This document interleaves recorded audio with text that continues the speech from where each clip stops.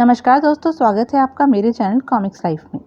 शुरू करते हैं तुलसी कॉमिक्स की एक और मज़ेदार कॉमिक्स, दोस्ती का कलंक।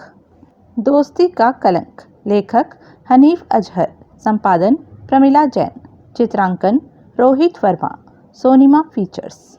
बहुत समय पहले की बात है। कौशलपुरी राज्य के एक छोटे से गांव में विक्रम सिंह और अभय सिंह नामक दो युवक रहा करते थे। दोनों के विचारों में जमीन आसमान का अंतर था। काश मेरे पास अपार धन संपत्ति होती तो मैं अपना जीवन खूब ठाठ से व्यतीत करता। एक छोटा सा घर और एक छोटा सा परिवार हो, बस यही अभिलाषा है मेरी। एक दिन, यार अभय, कभी कभी तुझे ऐसा नहीं लगता कि हम इस छोटे से गांव में रहकर अपने आप को नष्ट कर रहे हैं? बात तो ठीक है तेरी, लेकिन हम अपने पुरखों का यह गांव छोड़कर जाएं कहाँ? इस गांव में रहकर ही जो थोड़ा बहुत हम कमा लेते हैं, हमें उससे ही संतोष कर लेना चाहिए। यार, तू हमेशा संतोष की बातें करता रहता है, लेकिन अब मैंने दृढ़ निश्चय कर लिया है कि मैं एक पल भी और अब इस गांव में नहीं रहूंगा। यह गांव छोड़कर राजधानी जाने का फैसला कर लिया है मैंने। ओह, लेकिन कुछ नहीं, मेरा निर्णय अटल है। अगर तूने साथ चलना है तो बोल, वरना मैं अकेला ही चला जाऊंगा। ओह, बचपन का मित्र इस तरह चला जाए, ये मुझे शोभा नहीं देगा। और फिर विक्रम सिंह के बिना मैं इस गांव में रहकर करूंगा भी क्या? ठीक है विक्रम, अगर तुम्हारी यही इच्छा है तो मैं भी तुम्हारे साथ चलने को तैयार हूँ। शाबाश, ये बात की ना दोस्ती वाली। फिर अगले दिन भोर होते ही, तूने सोचा भी है कि हम राजधानी में जाकर काम क्या करेंगे? राजधानी बहुत बड़ा नगर है। मुझे आशा है कि हम वहां पहुंचकर अपने लायक कोई न कोई काम ढूंढ ही लेंगे। दिन भर लगातार चलते जब दोनों राजधानी कौशलपुरी पहुंचे तो उस समय रात्रि घिर आई थी। वो देखो, नगर। वहां पहुंचकर सबसे पहले रात बिताने का कोई प्रबंध करना है। दोनों नगर में पहुंचे तो चकित रह गए। सारे नगर में सन्नाटा व्याप्त था। जहां तक नजर जाती थी वहां तक शमशान घाट की भांति वीरानता नजर आती थी। ये सब क्या है? सारा नगर एकदम वीरान पड़ा हुआ है। कोई भी प्राणी नजर नहीं आ रहा। क्या चक्कर है ये सब? नगर में फैले इस सन्नाटे का कारण क्या है? आओ पता करते हैं। चलो। दोनों ने जब एक घर का दरवाजा खटखटाया तो कौन है? परदेसी। दरवाजा खोलिए। दरवाजा नहीं खुलेगा, आगे जाओ। उन्होंने कई घरों के दरवाजे खुलवाने का प्रयास किया, मगर आगे जाओ। अजीब बात है, कोई दरवाजा खोलने को तैयार ही नहीं। क्या हो गया है यहाँ के लोगों को? इस बात में कोई गहरा ही रहस्य है। आओ, हम इस रहस्य को जानकर ही रहेंगे। अभय तेजी से एक दरवाजे के समक्ष पहुंचा और जल्दी ही, कौन है? दरवाजा तोड़ोगे क्या? देखिए महोदय, हम इस नगर में परदेसी हैं, बहुत दूर से चलकर आए हैं। रात गुजारने के लिए हमें स्थान चाहिए। क्षमा करना, हम तुम्हारी कोई मदद नहीं कर सकते, तुम चले जाओ। इस नगर में भोर होने से पहले किसी भी घर का दरवाजा नहीं खुल सकता। ठीक है, हम चले जाते हैं, परंतु कृपया करके हमें ये तो बता दीजिए कि इस नगर में ऐसा क्यों होता है? कुछ क्षण चुप रहने के बाद आवाज फिर आई। ठीक है, मैं तुम्हें बताता हूँ। तुम दाईं तरफ वाली खिड़की पर पहुंचो। आओ। खिड़की एक वृद्ध व्यक्ति ने खोली। और तुम इस नगर में नए हो, इसलिए नहीं जानते कि सूर्यास्त होते ही यहाँ की गलियों पर मौत का राज्य हो जाता है। मौत का राज्य? हाँ, मौत का राज्य, जिसका राजा है तड़िता। तड़िता? ये तड़िता कौन है? एक भयंकर नरभक्षी राक्षस। वह हर रात किसी अजनबी परदेसी का वेश बदलकर आता है और लोगों से परदेसी होने की दुहाई देकर शरण मांगता है। जिस भी घर ने उसे शरण दे दी, समझो उस घर में रहने वाला पूरा परिवार उसका ग्रास बन जाता है। ओह, तड़िता चालाक और वेश बदलने में इतना माहिर है कि राज सैनिकों के लाख प्रयत्न करने के बाद भी वह आज तक किसी के हाथ नहीं आया। पूरा नगर उस राक्षस के प्रकोप से इतना भयभीत है कि सूर्यास्त से पहले ही पूरा नगर अपने अपने घरों में डुबक जाता है। राज्य के न्यायप्रिय महाराज कौशल सेन उस राक्षस के प्रकोप से इतना परेशान है कि उन्होंने यह घोषणा तक कर डाली है कि जो भी व्यक्ति तड़िता को मारेगा, वे उसके साथ अपनी पुत्री का विवाह कर उसे आधा राजपाट सौंप देंगे। मैंने तुम्हें कारण बतला दिया है, अब तुम आगे जा सकते हो। धन्यवाद बाबा। फिर वृद्ध ने खिड़की बंद कर ली। कमाल है, एक राक्षस का इतना प्रकोप।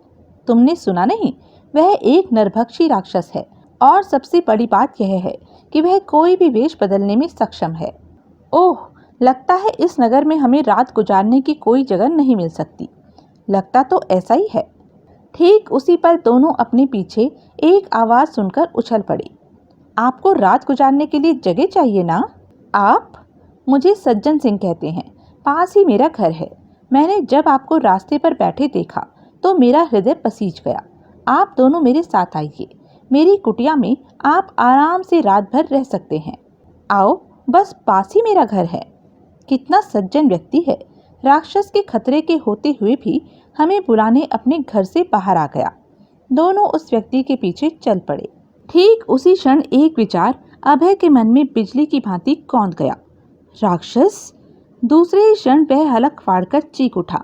रुक जाओ विक्रम, ये मनुष्य नहीं, राक्षस है। लेकिन इससे पहले विक्रम संभल पाता। ओह, हा हा हा हा, ओह, अब? ओह, राक्षस ने तो विक्रम को पकड़ लिया और अब वह उसे अपने मुंह की तरफ ले जा रहा है। उसी क्षण अभय सिंह का शरीर हवा में उछला। उसे बचाना होगा। और खच! आह! अब दोनों अपनी अपनी तलवार संभाले राक्षस के सामने खड़े थे। सावधान, अब इसके हाथ में आने का मतलब मौत है। राक्षस का हाथ विक्रम को पकड़ने के लिए बढ़ा। उसी क्षण बिजली की सी फुर्ती से अभय ने वार कर दिया। खचाक! आह! और विक्रम ने भी। खचाक! या! आह! दूसरे ही पल राक्षस की चिंगाड़ से वातावरण गूंज उठा। हुर्रे! हमने राक्षस को मार डाला। तुरंत ही सारे नगरवासी अपने अपने घरों से बाहर निकल आए। राक्षस मारा गया। आओ, कितने अद्भुत वीर होंगे वे दोनों जिन्होंने राक्षस को मारा है। फिर लोगों ने दोनों को कंधों पर उठा लिया। विक्रम, अभय सिंह जिंदाबाद। हम तुम दोनों से बहुत प्रसन्न हैं। तुमने उस भयंकर नरभक्षी राक्षस को मारकर हम पर और हमारी प्रजा पर बहुत बड़ा एहसान किया है।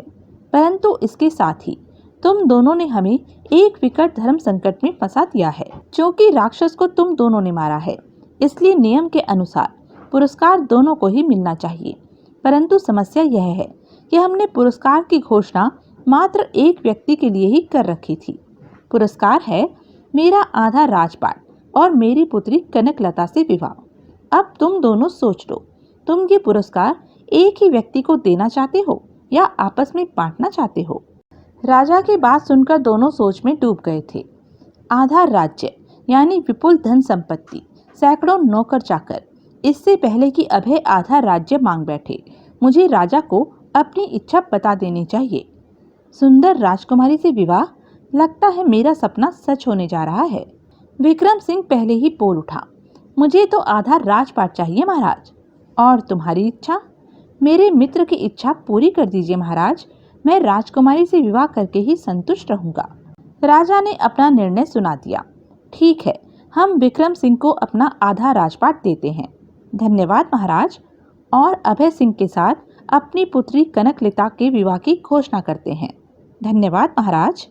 अगले ही दिन विक्रम सिंह को आधा राजपाट सौंप दिया गया। हा हा हा, अब मैं आदि कौशलपुरी का राजा हूँ। और अभय सिंह के साथ राजकुमारी कनकलता का विवाह कर दिया गया। राजकुमारी का सौंदर्य देखकर विक्रम सिंह हतप्रभ सा खड़ा था। आहा, कितनी सुंदर है राजकुमारी। अगर राज्य मिलने के साथ साथ इसके साथ मेरा विवाह भी हो जाता तो मैं धन्य हो जाता। हमें आशीर्वाद दीजिए। सदा सुखी रहो। समय बीतता रहा, मैं इस राज्य का राजा बन जाऊंगा, ये तो मैंने कभी सोचा भी न था। मैं तो धन्य हो गया ऐसी गुणवान और रूपवान पत्नी पाकर। कुछ समय पश्चात ही कनकलता ने एक सुंदर सी पुत्री को जन्म दिया। अभय सिंह का जीवन खुशियों से भर उठा। और विक्रम सिंह, काश ये मेरी पत्नी बन सकती। अरे भाई, अपनी भाभी को ही देखते रहोगे या खाना भी खाओगे? हाँ हाँ। एक दिन विक्रम सिंह अपने सैनिकों के साथ शिकार खेलने जंगलों में पहुंचा। तभी बचाओ बचाओ! ओह, ये तो कोई सहायता के लिए चिल्ला रहा है।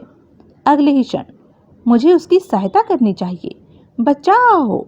आवाज नदी के किनारे से आ रही थी। जब विक्रम सिंह वहां पहुंचा तो सामने का दृश्य देखकर चकित रह गया। बचाओ बचाओ।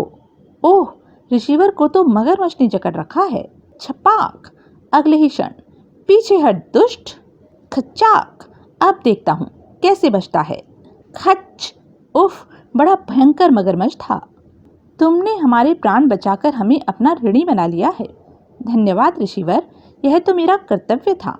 हम खुश होकर तुम्हें एक महत्वपूर्ण वरदान देना चाहते हैं। आओ हमारे साथ। विक्रम सिंह जब ऋषि के साथ उनकी कुटिया में पहुंचा। इस माला को अपने गले में पहन लो। यह एक चमत्कारी माला है। इसे पहनकर तुम जब चाहो जहां चाहो अपना रूप बदल सकते हो। धन्यवाद रिसीवर, अब मैं चलता हूँ। मैं अब एक चमत्कारी विद्या का स्वामी हूँ। वह जल्द ही अपने सैनिकों के साथ आ मिला। राजमहल पहुंचकर मैं ऋषि द्वारा दी गई इस विद्या की जांच करके देखूंगा। राजमहल में पहुंचकर ओम भूर्भुवः महारूपिणी शक्तिदायिनी। अद्भुत, ये तो सचमुच मेरा रूप बदल गया। अब विक्रम सिंह तो मैं हरगिज नहीं लगता। अब मैं अपने इस रूप का उपयोग अपने किसी भी कार्य के लिए कर सकता हूँ। तभी उसके मस्तिष्क में एक विचार कौन था। ओह, क्या मैं इस विद्या द्वारा राजकुमारी कनकलता को पा सकता हूँ? अचानक, हाँ, ऐसा हो सकता है। इसके लिए तुम्हें पूरी योजना बनानी होगी। अपने आप को खत्म करना होगा। बोल, कर सकेगा ऐसा? हाँ हाँ, मैं सब कुछ करूँगा। कनकलता को अपनी बनाने के लिए मैं कुछ भी करूँगा। अगले दिन, ये तुम क्या कह रहे हो विक्रम? मैं ठीक कह रहा हूँ महाराज। राजयोग से मेरा हृदय भर चुका है। अब मैं अपना राज्य अपने मित्र अभय सिंह को भेंट करके जंगलों में जाकर तपस्या में लीन होना चाहता हूँ। लेकिन विक्रम, लेकिन कुछ नहीं मित्र, मैंने अटल निर्णय ले लिया है। मुझे कोई नहीं रोक सकता। आखिर सबको विक्रम सिंह की हट के आगे झुकना पड़ा। मुझे आज्ञा दीजिए महाराज। मेरी एक इच्छा यह भी है मित्र कि तुम स्वयं मुझे वनों में छोड़ कर आओ। हाँ हाँ, क्यों नहीं मित्र। दोनों एक रथ पर सवार होकर घने जंगलों की तरफ चल पड़े। कभी कभी मिलने तो आया करोगे ना। रमते जोगी और बहते पानी का क्या भरोसा मित्र। घने जंगलों में पहुंचकर यही अवसर है कुछ कर गुजरने का। परंतु इससे पहले वह अभय पर झपट पड़ता। कहाँ तक चलना है? अरे ये तुम्हारे हाथ में ये खंजर किस लिए? चीते की सी फुर्ती से झपट पड़ा अभय सिंह पर विक्रम। तेरी मौत के लिए। आह! इससे पहले कि अभय सिंह कुछ समझ पाता, विक्रम सिंह उस पर खंजर से कई बार कर चुका था। आह! जल्द ही बेचारा अभय सिंह अगर कनकलता से विवाह न करता तो आज उसके प्राण यूं व्यर्थ न जाते। फिर उसने अभय सिंह के मृत शरीर को रथ से नीचे धकेल दिया और रथ को वापस राजमहल की तरफ दौड़ा दिया। हा हा हा, अब कनकलता मेरी हो गई, क्योंकि अब राजमहल में विक्रम सिंह नहीं। ओम भूर्भुवः शक्तिदायिनी महारूपायिनी ओम। अभय सिंह पहुंचेगा। हा हा हा हा। छोड़ आए विक्रम सिंह को? हाँ, जाकर मुंह हाथ धो लीजिए। इतने में दासियों से कहकर आपके लिए खाना लगवाती हूँ। ठीक है। हा हा हा हा। आखिर मैंने तुझे पा ही लिया कनकलता। इस तरह मेरे चेहरे को क्या देख रहे हो जी? खाना खाइए ना। आपको अपने मित्र विक्रम सिंह की याद नहीं आती? ओफो, छोड़ो भी उस विक्रम सिंह का किस्सा। तुम भी इस समय क्या बेकार की बात लेकर बैठ गई। अभय सिंह बना विक्रम फूला नहीं समा रहा था। साधु द्वारा दी गई विद्या के बल पर मैंने कनकलता जैसी रूपसी को पा लिया और अपनी योजना के बल पर यह राज्य भी। सचमुच मुझ जैसा बुद्धिमान संसार में दूसरा नहीं। विक्रम सिंह अभय सिंह तो बन गया था, परंतु उसमें अहंकार अभी पहले वाला ही था। इसने हमारे खाने में नमक ज्यादा डाला। इसे ले जाकर 20 कोड़े लगाओ। ये आपने क्या किया? एक साधारण सी भूल का इतना बड़ा दंड? तुम नहीं समझोगी प्रिय। अगर छोटे लोगों की गलतियों को यूं ही क्षमा करते रहे तो ये सर पर चढ़ जाएंगे। ले जाओ यह खाना। छनाक। ओह, वह बात बात पर पहले की तरह चिढ़ उठता था। पिताजी, ऊपर कहाँ चढ़ी आ रही है? पीछे हट। ओह, क्या हुआ है इन्हें? ये पहले तो ऐसे कभी नहीं थे। इनके बर्ताव में जमीन आसमान का अंतर आ चुका है। ऐसा इन्हें क्या हो गया है? क्या कारण है इसका? उसी समय कनकलता, माताजी आप आइए आइए। औपचारिकताओं के पश्चात, आजकल तुम कुछ उदास उदास सी दिख रही हो। क्या कारण है? कुछ विशेष तो नहीं माताजी। आजकल रूपा के पिताजी हर समय कटे कटे से रहते हैं। चिड़चिड़े इतने हो गए हैं कि बात बात पर बिगड़ उठते हैं। ओह, तो ये समस्या है। मेरे साथ चल। आजकल नगर में एक पहुंचे हुए महात्मा आए हुए हैं। वे अभी तेरी इस समस्या का समाधान कर देंगे। ठीक है माताजी, मैं अभी आपके साथ चल पड़ती हूँ। फिर अच्छा हुआ सब चले गए। आज मुझे एकांत की अत्यधिक आवश्यकता थी। उसी रात जब सारा नगर गहरी निद्रा में सोया हुआ था, तब विक्रम सिंह के कक्ष में खटाक। कौन है वहाँ? ओह, सचमुच उधर कोई है या मुझे वहम हुआ है? तभी ओह, वह साया। वह चीते की सी फुर्ती से अपनी तलवार की तरफ झपटा, परंतु ठक। ओह, साया उसके सर पर आ पहुंचा था। कौन है तू? मुझे अपनी मौत समझ अभय सिंह। मैं अपने उस पिता की हत्या का तुझसे बदला लेने आया हूँ जिसकी तूने हत्या कर दी थी। हत्या? हाँ अभय सिंह, याद कर वो दिन जब मेरा बेगुनाह बाप तुझसे दया की भीख मांग रहा था, लेकिन तूने उसे भीख नहीं, मौत दी। मुझे कुछ याद नहीं आ रहा है। तुम क्या कह रहे हो? मैं कुछ नहीं समझ पा रहा हूँ। मेरी तलवार तुझे सब याद दिला देगी दुष्ट। मरने के लिए तैयार हो जा। ओह, यह तो मुझे मारने पर तुला हुआ है। तभी इसके बापू को अभय सिंह ने मारा था। अगर मैं यह साबित कर दूं कि मैं अभय सिंह नहीं बल्कि विक्रम सिंह हूँ, तो ये मुझे नहीं मारेगा। हाँ, ऐसा ही ठीक रहेगा। मुझे अपनी वास्तविकता बताकर अपने प्राण बचा लेने चाहिए। इधर नकाबपोश अपनी तलवार ऊपर उठा चुका था। मरने के लिए तैयार हो जा अभय सिंह। ठहरो, मैं वो नहीं हूँ जो तुम समझ रहे हो। मैं अभय सिंह नहीं बल्कि उसके वेश में विक्रम सिंह हूँ। तो तुम विक्रम सिंह हो? अगर तुम समझ रहे हो कि मैं तुम्हारी बात को सत्य मानकर तुम्हारी जान बख्श दूंगा, तो यह तुम्हारी बहुत बड़ी भूल है। मेरी आंखें कभी धोखा नहीं खा सकती। तुम अभय सिंह ही हो। ओह, मैं तुम्हें कैसे समझाऊं कि जो तुम देख रहे हो वह सत्य नहीं है, बल्कि ठहरो, अगर मैं तुम्हें यह प्रमाण दे दूं कि मैं अभय सिंह नहीं हूँ बल्कि विक्रम सिंह हूँ, तो क्या तुम मुझे छोड़ दोगे? क्यों नहीं? मेरी दुश्मनी मात्र अभय सिंह से है। मैं किसी बेगुनाह के प्राण लेने में विश्वास नहीं रखता। ठीक है, तुम रुको, मैं तुम्हें अभी प्रमाण देता हूँ। तुरंत ही ओम भूर्भुवः महारूपिणी शक्तिदायिनी। कुछ ही पलों में विक्रम सिंह अपने वास्तविक रूप में था। अब तो तुम्हें विश्वास हो गया कि मैं अभय सिंह नहीं विक्रम सिंह हूँ। तभी एक आवाज ने उसे उछाल दिया। इसके साथ साथ अब हमें भी विश्वास हो गया है कि तुम अभय सिंह नहीं बल्कि विक्रम सिंह हो। महाराज, हाँ, मैं तुम्हारी पोल खोलने के लिए हमें यह सब खेल खेलना पड़ा। अब नकाब की आवश्यकता नहीं है कनक, इसे उतार फेंको। कनकलता? हाँ विक्रम सिंह, अपने पति के हत्यारे को बेनकाब करने के लिए मुझे यह सब करना पड़ा। मैंने तुमसे बड़ा कमीना दोस्त नहीं देखा विक्रम सिंह, जिसने अपने स्वार्थ के लिए अपने उस दोस्त को मौत के घाट उतार दिया जिसने तुम्हें कदम कदम पर मौत से बचाया। लेकिन कनक, मेरी बात तो सुनो। मैं अब सफाई देने की आवश्यकता नहीं है, क्योंकि तुम्हारे बारे में मुझे उन ऋषिवर ने सब कुछ बता दिया है जिन्होंने तुम्हें रूप बदलने का यह वरदान दिया था। कल जब मेरी माताजी मुझे संयोगवश उस महात्मा के पास ले गई, तब तू बिल्कुल चिंता मत कर पुत्री। हम अभी ध्यान लगाकर तुझे बता देते हैं कि तुम्हारा पति आजकल इतना बदल क्यों गया है। फिर महात्मा ध्यान मग्न हो गए थे। ओह, क्या हुआ महाराज? हृदय पर पत्थर रखकर ध्यान से सुन पुत्री। राजमहल में जो व्यक्ति तुम्हारा पति बनकर रह रहा है, वह असल में तुम्हारा पति नहीं है, वह उसका मित्र विक्रम सिंह है।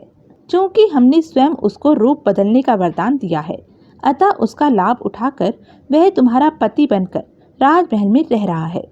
अगर ऐसा है तो इसका पति कहाँ है महाराज? इसके पति की उसके मित्र ने हत्या कर दी है। ओह नहीं, यह सत्य है पुत्री। तुम्हें अपना बनाने के लिए उसने तुम्हारे पति की हत्या कर डाली और वरदान का लाभ उठाकर स्वयं अभय सिंह बन बैठा। अगर तुम्हें विश्वास न हो तो स्वयं परख कर देख सकती हो। हाँ, मैं स्वयं परख कर देखूंगी। अगर ऐसा हुआ तो मैं उस दुष्ट को स्वयं अपने हाथों से मृत्यु दंड दूंगी। फिर मैं सत्यता की जांच करने स्वयं नकाबपोश बनकर आई और तुम्हें असली रूप में लाने के लिए यह सब नाटक करना पड़ा। ओह, तूने मेरा सुहाग उजाड़ा है, तूने दोस्ती के माथे पर कलंक लगाया है कमीने, मैं तुझे जीवित नहीं छोड़ूंगी। अचानक विक्रम सिंह कनकलता पर झपट पड़ा, परंतु घायल शेरनी की भांति कनकलता ने न केवल स्वयं को बचाया बल्कि खच, आह, खचाक, आह। किसी ने सच ही कहा है कि दोस्त से बड़ा दुश्मन संसार में और कोई नहीं होता। कनकलता सुबक सुबक कर रो पड़ी। मत रो मेरी बच्ची, मत रो। तो यह थी तुलसी कॉमिक्स की एक मज़ेदार कॉमिक्स। ऐसी ही मज़ेदार कॉमिक्स के लिए बने रहें मेरे साथ। और हाँ, मेरे चैनल को लाइक, शेयर और सब्सक्राइब करना ना भूलें। धन्यवाद।